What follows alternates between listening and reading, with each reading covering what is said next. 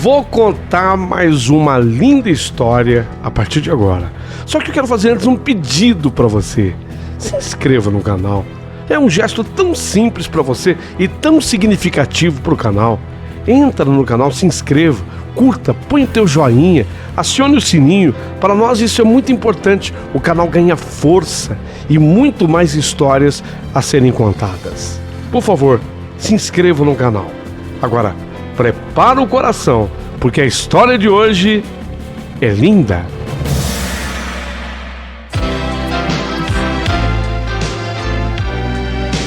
Rádio Emoção. Paulinho, boa pessoa. A verdade de cada um.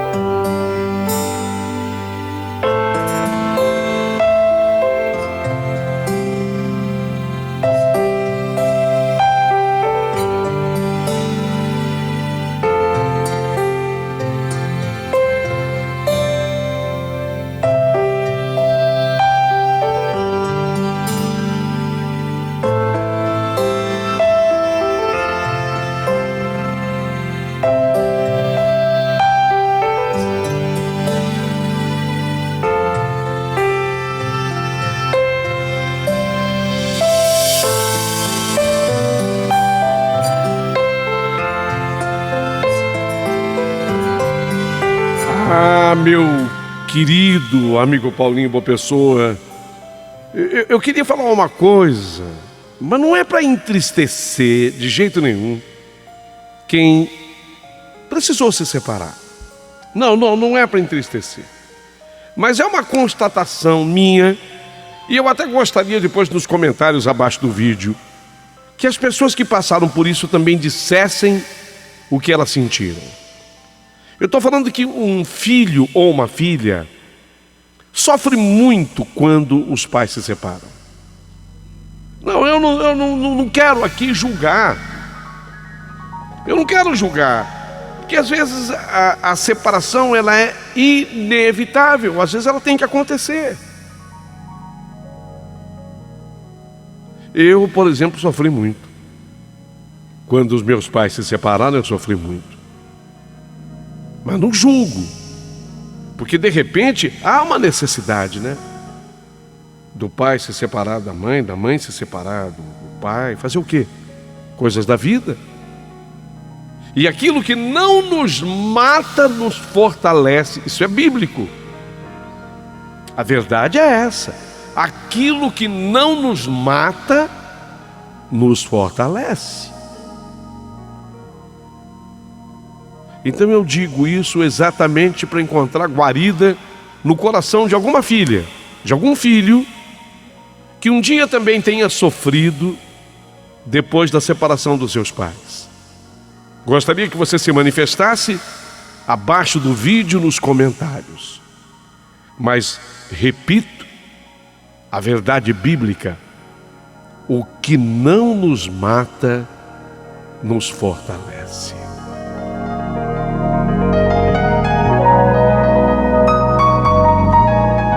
Sim, quando os meus pais se separaram, eu tinha 12 anos de idade. Era adolescente.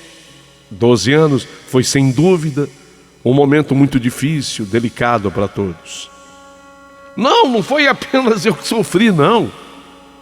Eu sei reconhecer. Por isso não julgo nem papai nem mamãe.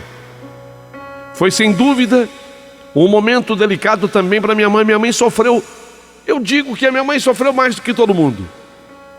Na separação, a minha mãe sofria muito, porque a minha mãe, ela havia descoberto que ela era traída pelo meu pai. Então você imagine a dor que foi para minha mãe. Ela descobriu uma traição do meu pai. Ela estava magoada, ela estava ferida. Ferida no corpo, na alma e no coração. Mamãe, ela era um retrato da mulher que quer romper com tudo que for a sua vida até aquele momento, sabe? Ela pensava assim, tudo que eu fiz até agora não deu certo, tudo que eu fiz até agora não deu, deu errado. O homem que eu mais amava, o homem que eu mais confiava, ele me traiu. Então eu vou mudar tudo na minha vida. Ela resolveu radicalizar. Quem passou pelo que a minha mãe passou, sabe que não é fácil. A minha mãe entrou, portanto, nessa luta. E uma das coisas que a mamãe resolveu romper de cara foi com a religião. Não quero mais saber de seguir essa religião. Ela, quando estava casada com o papai,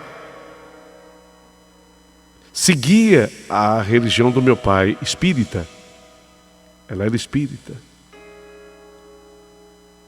Esta sempre foi a religião do meu pai. Meu pai, a família dele toda era espírita. Então minha mãe, quando se casou com meu pai, apaixonada e amando meu pai como ela amava, resolveu seguir a religião do papai. Mas o meu pai era espírita praticante, daqueles que comprava todos os livros escritos pelo Chico Xavier. Papai amava o Chico Xavier. E a minha mãe também, durante uma época. Só que a minha mãe, de maneira errônea, eu não estou dizendo que ela fez o certo, a minha mãe radicalizou. Eu fui traída por ele, eu quero romper com tudo isso, não quero mais saber dessa religião também. Ele errou. Ela começou a querer encontrar um culpado. É gozar da pessoa quando é traída. Ela quer encontrar um culpado, né, pela traição sofrida. E talvez a minha mãe tivesse carregado muito a mão na coisa da religião do papai. Agora que a minha mãe havia descoberto a traição do meu pai, e ela estava separada, ela não queria mais nada que lembrasse o meu pai, que ligasse ao meu pai, embora tudo lembrasse, né? Nem a religião ela queria. Eu não quero mais saber dessa coisa de espiritismo. Minha mãe rompe com o espiritismo. E por estar se sentindo extremamente carente, ela procurou seguir aquele conselho da vovó, da mãe dela, minha avó. Mamãe passou a frequentar a igreja evangélica. Olha, é bom que eu diga o seguinte, para que as pessoas não me interpretem mal. Eu não escrevo esta carta para julgar religiões, longe disso, gente, pelo amor de Deus. Vocês não conhecem pessoa mais democrática que eu, que graças a Deus evoluiu bastante para entender que cada um tem a sua fé e tem que ser respeitado na sua fé. Acho bonito a pessoa que segue o candomblé, acho bonita a pessoa que segue o espiritismo, acho bonito uma pessoa que pratica o catolicismo, acho bonita a pessoa que pratica o evangelismo, que é evangélica, assim como eu acho bonita a pessoa que é judia, a pessoa que é islâmica, que segue Deus e sabe entender que quem ama a Deus tem que respeitar o próximo. Ponto final. Então eu respeito. Os budistas, acho linda a religião do Buda, acho maravilhosa. Porque o importante é você respeitar o outro. Que diabo de religioso é esse que eu amo Deus, eu amo Jesus e não tem respeito pelo próximo? Isso não é religião. Desculpa, mas isso é a prática do mal. Só tem um jeito da gente provar que ama a Deus. Você pode abraçar Deus no seu trono? Quem é que abraça Deus no seu trono aqui? Levanta a mão, quero ouvir. Vai, quero ouvir. Quem é que abraça Deus no seu trono aqui, todo dia? Espera um pouquinho, eu antes de sair de casa, deixa eu dar uma abraçada em Deus aqui. Ele está no seu trono. Ô Deus, vem cá, deixa eu abraçar. Deus não quer isso, não. Deus não quer isso. Deus quer que você demonstre o amor ao seu próximo, porque é o único jeito de você dizer: eu sigo um Deus, eu tenho fé. desse jeito. Quem é que discorda de mim? Ah, eu discordo. Não, problema seu. Mas eu penso desse jeito. E a carta é minha, Paulinho Boa Pessoa. Eu que estou escrevendo. Então eu não escrevo essa carta para julgar religiões. Mas a verdade é que a minha mãe, do jeito que ela está, coitada, eu compreendo, a minha mãe estava sofrida demais. A minha mãe estava destruída. Não pela religião, estava destruída pela traição do meu pai. Não tem nada a ver com a religião. Só que ela misturou. Ela estava naquele momento dela sofrida e ela mergulhou de cabeça na nova crença. Mergulhou no evangelismo e fez o que o ser humano pode fazer de pior. Ela radicalizou. É o pior momento na vida de um ser humano, quando ele radicaliza. Então a mamãe partiu para o fanatismo religioso. Aí não desejo a ninguém. Fanatismo religioso eu não desejo a ninguém. É a pior coisa do mundo. Amar a Deus sobre todas as coisas, aí sim. E demonstrar esse amor, amando o teu próximo, aí sim. Mas ir para o fanatismo religioso, não. Errado. Caminho para a guerra. Sabia disso?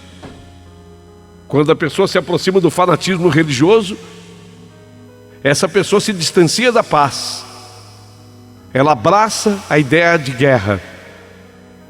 Então a vida para minha mãe passou a representar tudo que fosse ligado à sua nova religião. O que destoasse disso era ruim, era péssimo. Tudo da sua igreja era do bom e do melhor. Dos outros, péssimo. Foi nessas outras religiões que eu quebrei a cara, que eu acabei sendo traída pelo meu marido. Não tinha nada a ver. Mas era assim que ela entendia. Portanto, o que era da outra religião era do mal e o dela era do bem. Meu pai, ex-marido, passou imediatamente a ser um homem do mal. Afinal de contas, ele era espírita. E mamãe agora declarava: seu pai está com a alma dele perdida. Seu pai, ele já é inteiro do diabo. Eu quero distância do teu pai e quero que você mantenha a distância dele também, minha filha. Teu pai está no inferno. Ele vai fritar no mármore quente do inferno. Mamãe enxergava o inferno assim, era uma chapa. Só que não era uma chapa de aço, de ferro, era uma chapa de mármore. Não sei porquê, mas era uma coisa que ela construiu, ou que alguém construiu por ela. Então as pessoas diziam para minha mãe: ó, o inferno é assim, é uma chapa de mármore, mas chega a 1000 graus, aí joga o cara ali em cima. Era a visão da minha mãe. Aí é que tá, eu tinha 12 anos, né? Eu tinha 12 anos. Eu amava a minha mãe, mas eu amava também o meu pai. Vocês entendem? Vocês entendem por que eu sofria? Eu amava a minha mãe, mas eu amava também o meu pai. Só que a minha mãe dizia que meu pai ia fritar no mármore do inferno. E eu tinha pena, eu não queria que meu pai fritasse no mármore do inferno. Mas agora, diante da nova ordem religiosa, a mamãe queria que eu rompesse com o meu pai, senão eu também. Ficar com ele significa fritar também na mármore do inferno, você quer? Era um fanatismo religioso imperando na mamãe. Mas eu não queria romper com meu pai. Existe ex-mulher, mas não existe ex-filha. A verdade é essa. Então eu bati o pé com a minha mãe. Ô mãe, mas ele é meu pai. Mas vai fritar no mármore do inferno. Mãe, mas ele é meu pai. E ele não está no mármore do inferno ainda, mãe. Ele está aqui. E eu o amo. Ama? Você tem coragem de dizer que ama um homem que pertence ao diabo? Você que sabe. Quer fritar no mármore do inferno? Eu não. Então rompa com o seu pai. Mas ele é meu pai, mãe. Seu Roberto. Ele continuava sendo meu pai, apesar dele ser espírita. Ele era. A minha mãe era evangélica, e daí? Ela continuava sendo a minha mãe e ele continuava sendo meu pai.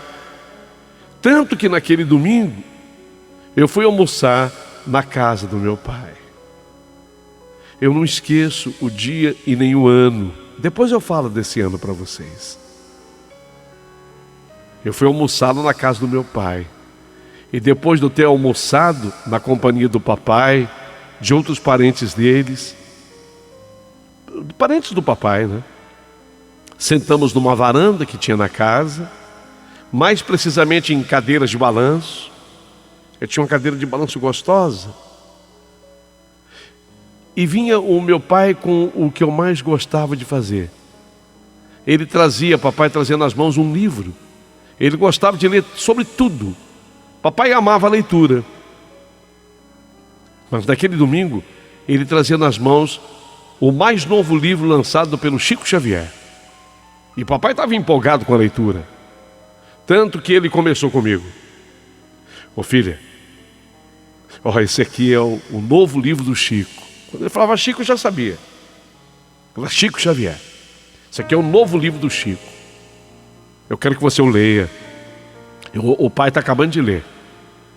Na próxima vez que você vier aqui em casa, eu quero te entregar esse livro de presente. Ele é muito bom, filha. Ele dá uma bela interpretação às palavras de Jesus Cristo, sabe? Livro lindo. Foi quando o meu pai ele me mostrou a capa do livro. E eu li o seu título. Segue-me. Segue-me. Guardei aquilo na cabeça. Segue-me. O restante do domingo correu depressa. Deu 7 horas da noite. Meu pai foi me levar na casa da mamãe. Entrei e fiquei com o tio Lino. A mamãe não estava, ela tinha ido com a minha avó na igreja. E quando a minha mãe voltou, já quase 9 horas da noite, ela quis saber como é que foi lá na casa do homem que vai fritar no mármore do inferno. Era assim que a minha mãe se dirigia ao meu pai. Eu contei para ela. E eu acabei falando uma coisa que se eu soubesse... Mas caramba, falta juízo também, né? Você imagina 12 anos, né? A tua cabecinha está legal, mas não está ainda formada. Você não tem aquele raciocínio completo. Se eu soubesse, eu não teria falado. Mas eu querendo dizer que meu pai era bom, sabe? Eu querendo dizer que meu pai era bom, eu falei assim: ô mãe, o pai está lendo o novo livro do Chico Xavier. O pai falou que vai me dar um livro assim que ele acabar de ler. Eu, na minha inocência, e falei sobre o título do livro. O livro, mãe, chama-se Segue-me.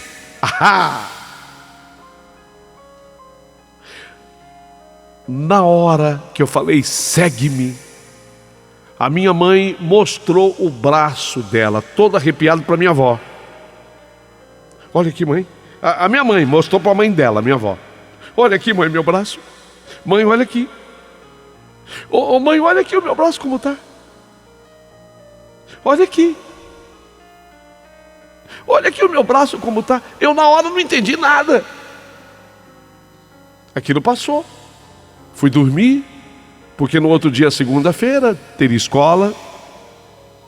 E eu só comecei a entender um pouquinho as coisas quando eu voltei para a casa da escola. Minha mãe estava me esperando. Cheguei em casa por volta de 12:30. Minha mãe estava me esperando. Filha, senta aqui, escuta. Escuta a mãe. A mãe não quer que você vá mais ao encontro do seu pai. Um dia você vai entender melhor, minha filha. Um dia você vai entender melhor. E você vai me agradecer, sabia? Filha, escuta. O seu pai é um seguidor do diabo, filha.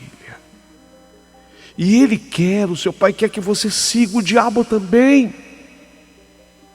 E tanto é verdade que ele quer dar de presente a você esse livro. Como é que chama o livro, filho? Como é que chama? Segue-me. Então, segue-me. Quem? Seguir a quem? O diabo? Filha, você ainda é muito nova para entender. Você só tem 12 anos. Mas um dia você vai me agradecer. Eu estou livrando você desta saga satânica. Eu estou livrando você do mármore de 1000 graus do inferno, filha, onde as pessoas fritam em cima. Você quer isso para você? Ô mãe, mas eu amo o papai, mãe. Eu não posso deixar de ver o papai, mamãe. Eu amo o pai. Filha, você aprenderá que em primeiro lugar, minha filha, nós devemos amar a Deus sobre todas as coisas.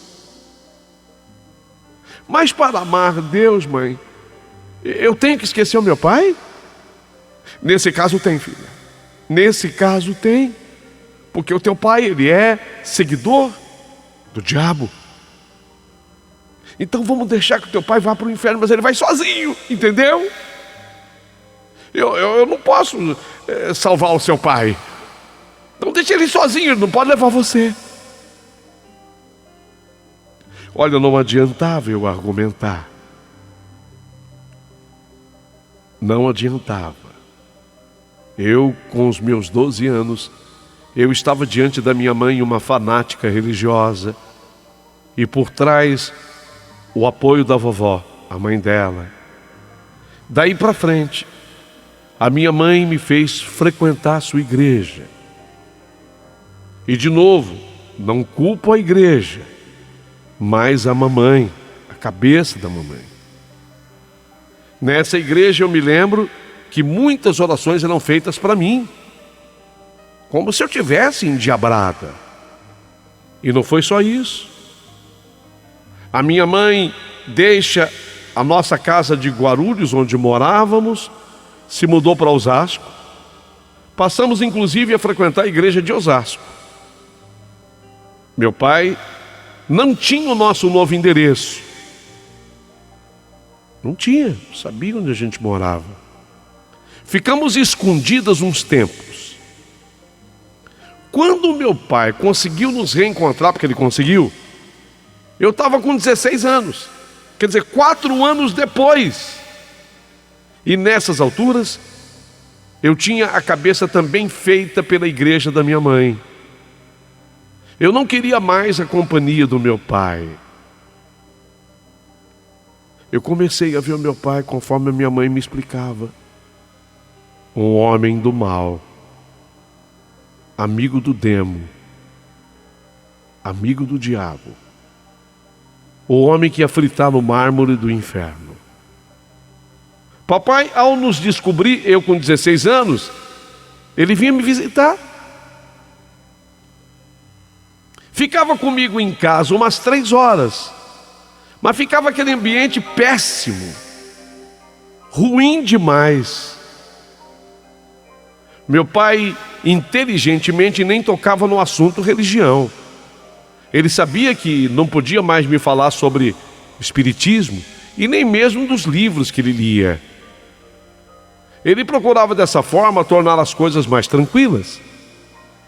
Mas bastava o meu pai sair de casa para que a minha mãe e a minha avó viessem com aquela história do homem seguidor do demo. Aquilo fazia com que eu me distanciasse cada vez mais do meu pai. Meu pai vai se tornando para mim um estranho. E ele próprio, meu pai próprio, sentia ao longo dos anos que havia um muro entre nós dois. Entre mim e ele havia um muro. Então ele já vinha me visitar, mas não vinha mais com tanta frequência. Vinha cada mês. E depois ele passou a frequentar cada 2 meses a casa onde ele vinha me ver. E depois a cada 3 meses, e assim foi. E assim mais uma parte do tempo se passa. Quando eu fiz 20 anos de idade, eu me casei. E sequer o papai veio ao meu casamento. Quase não havia restado nada daquela relação pai e filha. Daí para frente, raramente nos víamos.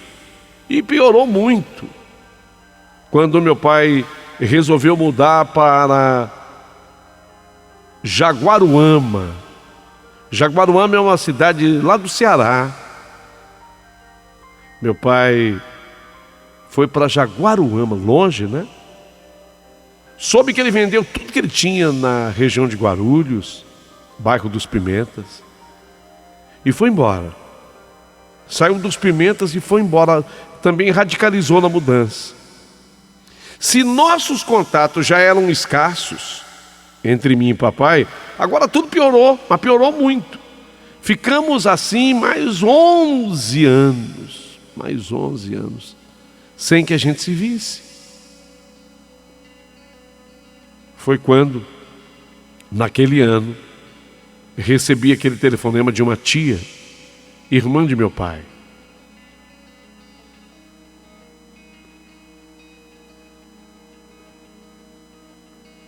É a Érica? Ô Érica, você é a filha do Roberto, meu irmão, né? Sim. Eu sou sua tia, irmã dele, é. Então, eu estou ligando, Érica, para te informar que o seu pai morreu.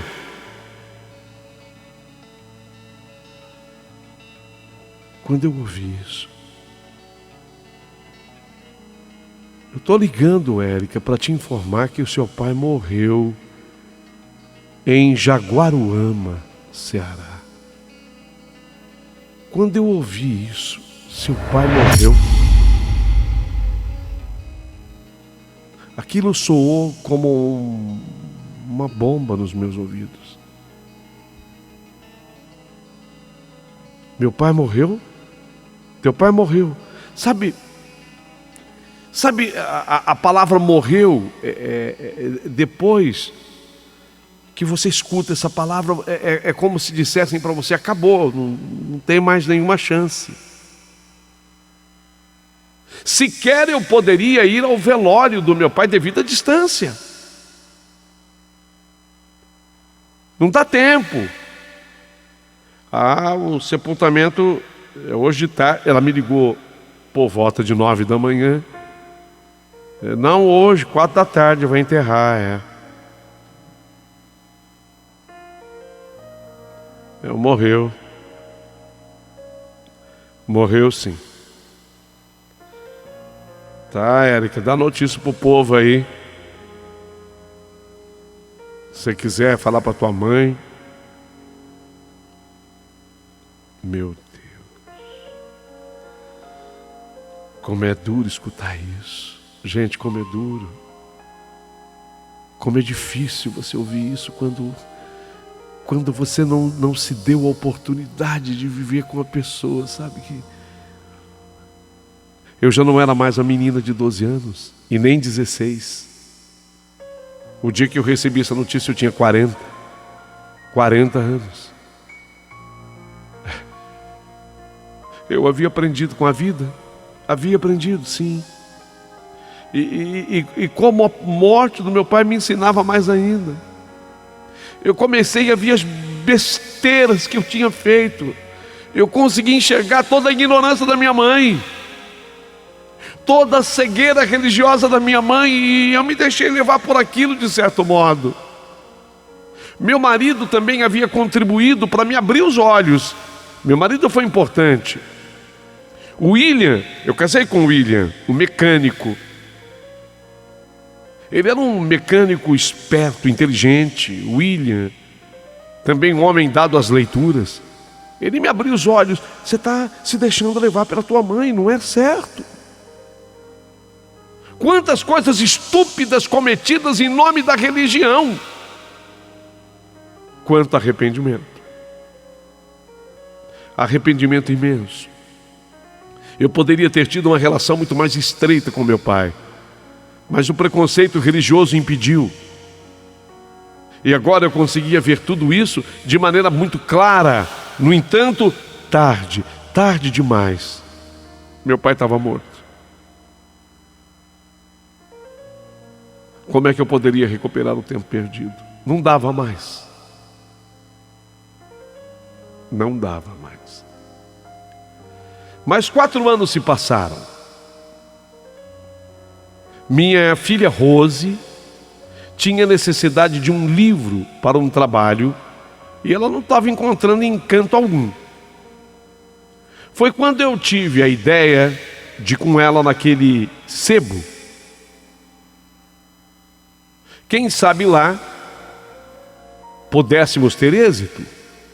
Enquanto a minha filha procurava o livro que ela precisava, eu de repente fui tomada por tantas lembranças de meu pai. Afinal, eu estava diante da prateleira de livros espíritas do sebo. Tem uma seção no sebo, na loja, de livros espíritas. E cada livro que eu olhava, batia saudade do meu amado pai. Amor que tão pouco eu havia desfrutado. Eu estava assim me deixando levar pela saudade, quando de repente meus olhos pararam naquele título de livro espírita, Segue-me.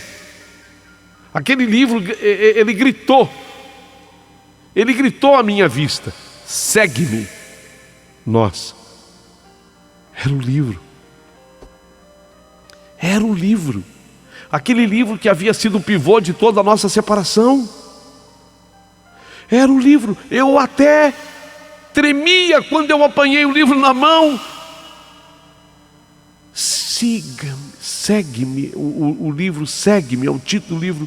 Eu até tremia quando apanhei o livro na mão. Eu virei a capa para a primeira página do livro, e aí então eu tive que me sentar para não cair. Quando eu virei a página, havia uma dedicatória escrita com caneta e a mão.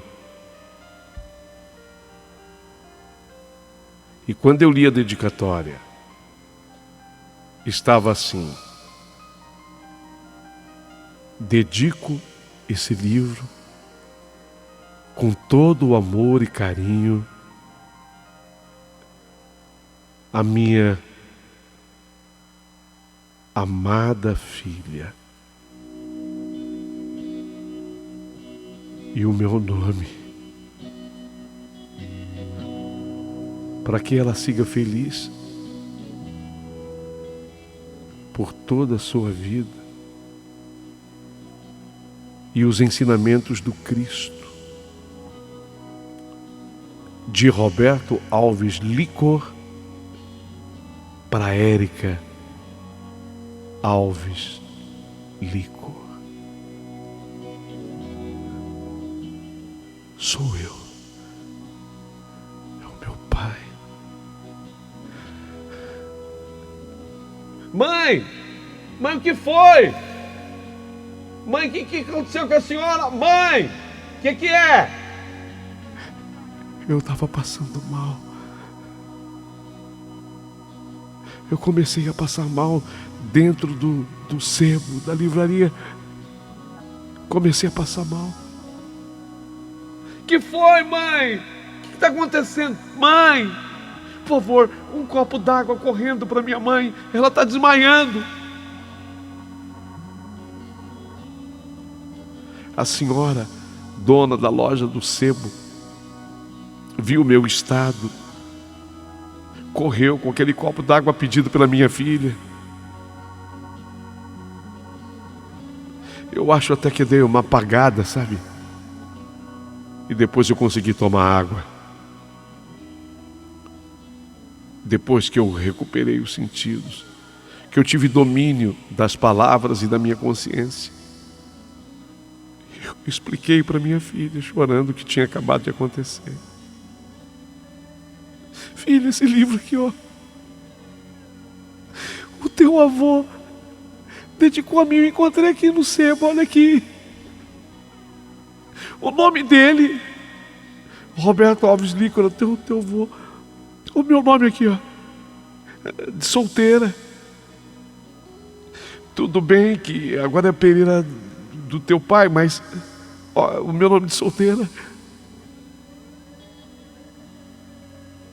Minha filha me olhou estupefata, olhos arregalados, sem poder entender o que se passava. E quem é que podia entender?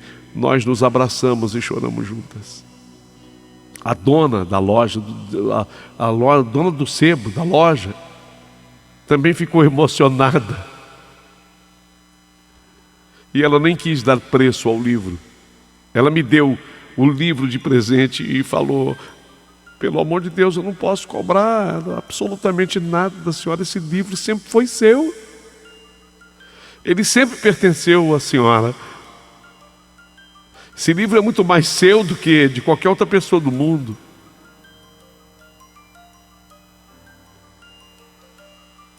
Foi lendo o livro que eu pude entender um pouco mais da vida.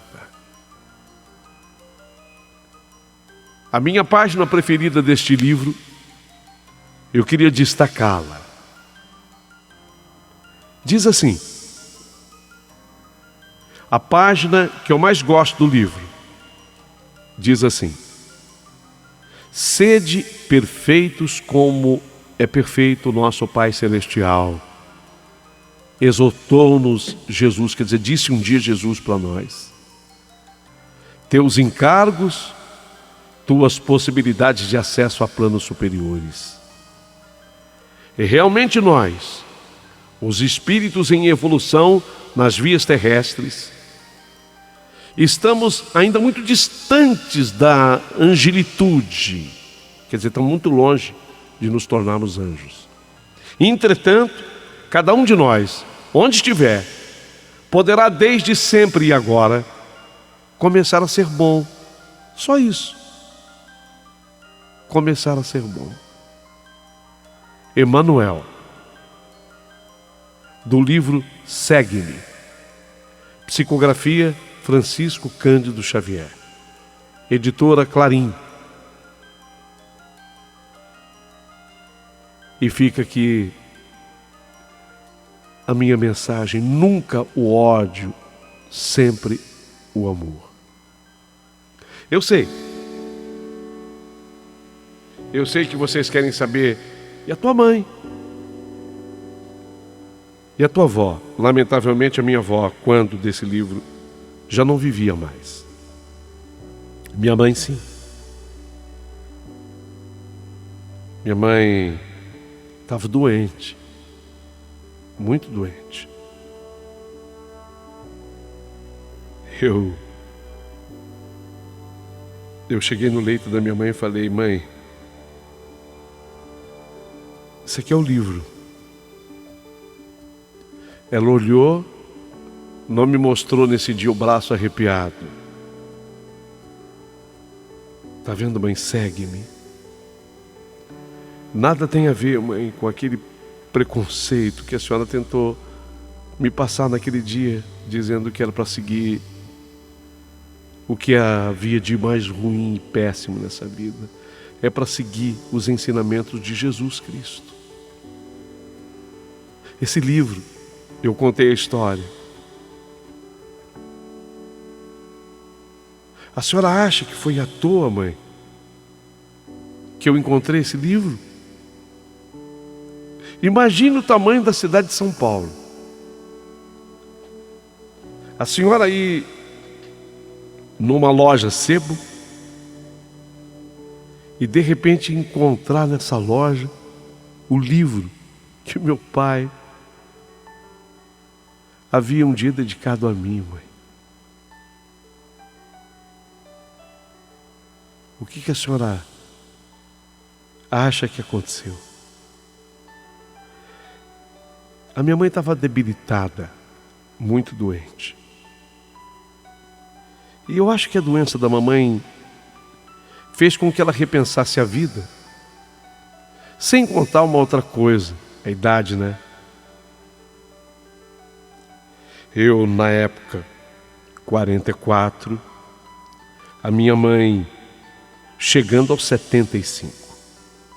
Então a cabeça da pessoa muda. Ela olhou para mim e falou: não foi à toa não, filha. Você não encontrou esse livro à toa, não. Encontrou porque... E ela parou. E quando eu percebi que ela parou, eu precisava que ela completasse a frase. E eu disse: por quê? O quê, mãe? Porque... Ela olhou para mim e disse: porque Deus quis. Bastou que ela dissesse: porque Deus quis, para que eu a abraçasse e a perdoasse por tudo. Porque ela é minha mãe, acima de tudo. E se eu já tinha rompido com meu pai de maneira tão estúpida e ignorante, eu não poderia romper com a minha mãe naquele momento. Até porque a minha mãe daquela data para frente teve apenas mais 6 meses de vida. E a doença também a levou. Como eu lamento nessa história uma coisa chamada ignorância humana. Como fruto da ignorância humana nasce o radicalismo. E o radicalismo é o caminho que nos leva à loucura, à infelicidade e à tristeza. Se eu pudesse voltar ao tempo, teria feito tudo tão diferente. No entanto, isso é impossível. Mas o livro eu guardo comigo. E já combinei com a minha filha que quando eu já não estiver mais aqui neste plano, ela vai ficar com o livro e eu quero que ela continue espalhando as maravilhas contidas nele. Afinal de contas, o segue-me do título do livro vem de Jesus. E não dá para seguir Jesus se você não amar o outro, independente de quem seja o outro. Termino a minha história repetindo o título do livro. Segue-me, segue-me, segue-me.